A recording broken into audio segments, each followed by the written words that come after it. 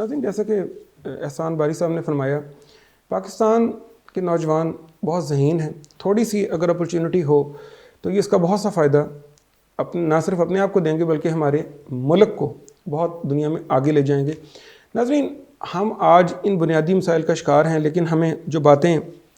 ذہن میں رکھنے کی ہیں کہ دنیا جس کو ہم ایک آج گلوبل ولیج کہتے ہیں، وہ بڑی سپیڈ کے ساتھ ان بنیادی چیزوں سے نکل کر آٹومیشن یعنی کہ ایک ایسی دنیا میں زندگی میں داخل ہو رہی ہے جہاں پر اے آئی بیسڈ جو ساری ٹیکنالوجی ہے وہ عام انسانوں کی جابس کو ختم کرتی جا رہی ہے، جبکہ ہم ابھی عام جاب کو کریٹ کرنے کی بات کر رہے ہیں. اس کے علاوہ جو ہمارا پرائیویٹ سیکٹر ہے